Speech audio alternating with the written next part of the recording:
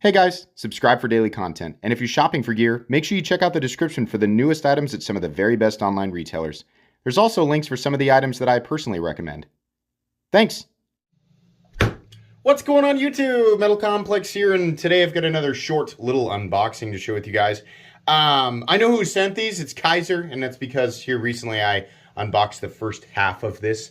I can't remember the knives I requested from them, but they're here, and I will absolutely link them right down below for you guys to check out. Thanks so much to Kizer for sending these in for me to take a look at. Thanks so much to my generous patrons who are supporting me. Link for Patreon right down below. And please, make sure to follow me on Instagram at metal_complex. All right, the last two that I unboxed from Kizer were awesome. And I'm certain that these will be too, because Kizer does a great job. They've got cool models. They work with cool designers. And the pricing is pretty spectacular, right? Which is hard to come by nowadays, for sure. What do we got here? We have oh, yeah. So this is not a new model. It's just a variant of it that I wanted to check out because I'm pretty sure, does it say? This is like a Vanguard variant, at least a less expensive version. I do not know how long this particular variant has been around. I know that the Gemini has been around forever. But yeah, so this is a good model, definitely. It's a good design. This is a Ray Laconico design, which is funny because it actually looks, as plain as it is, it actually looks quite a bit different from what we normally experience from Ray Laconico.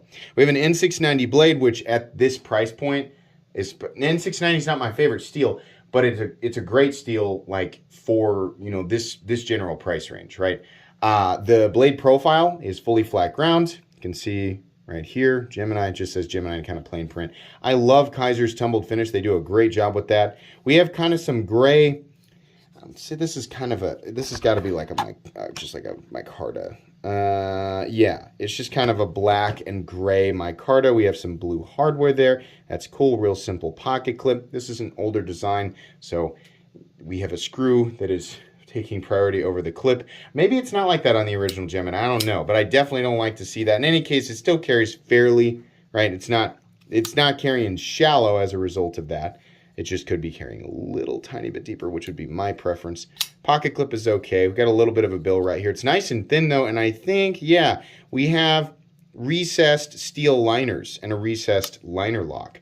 Overall, extremely good design, extremely good, you know, just general EDC knife. This thing feels ridiculously lightweight. I'm going to guess we have something like a 3 1/4 inch blade. Weight, oh yeah, 2.79 ounces for sure. So this is, I don't know if they're actually calling this the Vanguard Gemini. And again, I don't know how long it's been around, but it should be something that you can pick up right now. I'm going to guess the price on this is pretty amazing.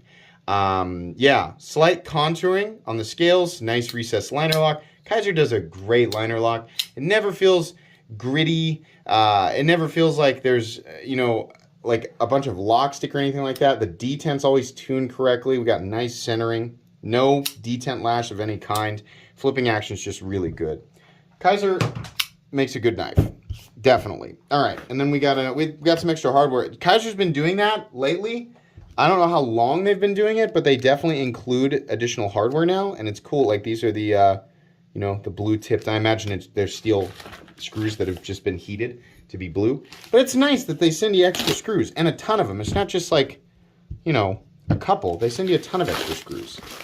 I like seeing that. It's a big deal to me, getting extra hardware. The Hic-Cup. Okay. Wait.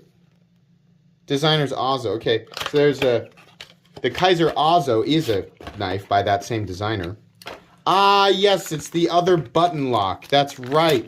Kizer's been hitting that button lock game hard. Ooh, it's bigger than I thought it was gonna be. Okay, all right. Little tiny bit of stick on that button, but that'll work itself out, I'm sure. Do we have? It just needs. I think it's not tight. Yeah, it just needs to be broken in a little bit. You can definitely access that little slot right there, so that's nice. Front flipper also works well. I appreciate that. On a knife that is a front flipper, having another means of deployment that people can dedicate to instead of having to front flip it, which is, if you're used to front flippers, then fine. But if you're not used to them, it can be a little bit like am I about to throw my knife on accident, right? It's bigger than I thought it was going to be, which is nice because I feel it feels a little bit more roomy than it looked. I honestly thought it was going to be about 80% this size. Good looking though, nice position for the button. Like I said, got a little bit of stick, but I kind of just expect that with plunge locks in general because of the surface contact required for this thing to lock up correctly, which by the way, it does. There's no blade play or anything like that. What are we looking at for blade steel? 154 cm. So this is probably a fairly budget-oriented button lock, which is nice, right? Civivi, they hit that area really hard, and it is expected that we would see other companies, you know, trying to do kind of the same thing. So that's nice. If you've ever looked at Civivi stuff and thought, I don't know if that's really for me, Kizer definitely has some compelling options. This guy has like, yeah, it's like a grayish black liner. It's not quite black. It's just like a gunmetal kind of liner. This looks good with the micarta contrast with the black hardware. And then we've got a satin finish blade, which is okay. I prefer this finish, definitely. But this is cool, definitely. And you can choke up on it. There's a little bit, it's not really a completely flat area, but it's enough to where you can, I feel like I can safely choke up on it. Yeah, overall, I like this design. Everything works the way that it should, and I feel like I can manipulate it pretty easily. I don't know about this guy. I think it's available. I don't know if this guy is available in multiple forms and multiple colors. I would guess they've got at least one other color variation of this knife. It's pretty generic, right? I mean, there's not anything super unique going on here. It's a button lock knife, and those are super duper popular right now because, you know, if you didn't know, the reason that button locks are so popular is because we had the first, I think initially it was the button lock Mordax. Is that what it was? And then they did the Malibu. We all were like, oh boy, a button lock Mordax is great. And then the Malibu, that came out and everybody just lost it.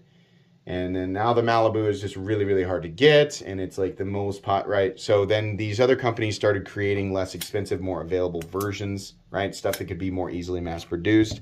And so we are currently in the button lock craze, but which is nice, right?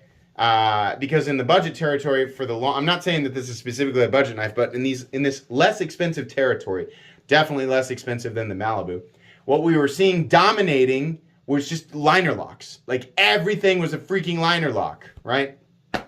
And I mean, for good reason, because the other options for locks were kind of lacking, right? I mean, for the longest time, the Axis lock, the patent hadn't ended, so we weren't seeing that on budget knives. Back locks were plenty dependable, but super boring to the enthusiast community, right? So now that we have button locks in this territory, it makes it interesting, right? And there's a lot to look at, which is really cool. I'm glad that companies are doing this. All right, I think that's going to be pretty much it today. This is not a review. It's just an unboxing and first impressions. You'll get the full comprehensive reviews of each of these knives a few weeks down the road, so stay tuned for that. If you don't know, I usually give this stuff away that's sent to me for free. So if you want to check that out, live streams on the weekends. If you're not subscribed and you needed a reason, there's a good reason. Otherwise, I have an enormous amount of content, and I will continue to make more. So anyways, thanks so much to Kizer for sending these to me so that I can take a look. Thanks so much to my patrons. I think I already said this. Thanks for supporting me. Please make sure to follow me on Instagram at metal_complex. If you enjoyed this video, leave a like. If you'd like to check out my other content, I do, of course, have lots of videos of knives that are either expensive or inexpensive that I don't like, so check those out. And if you enjoy all my content, go ahead and click on that Metal Complex logo right there and subscribe because there's definitely more coming. Thanks again for watching, everybody, and have a great day.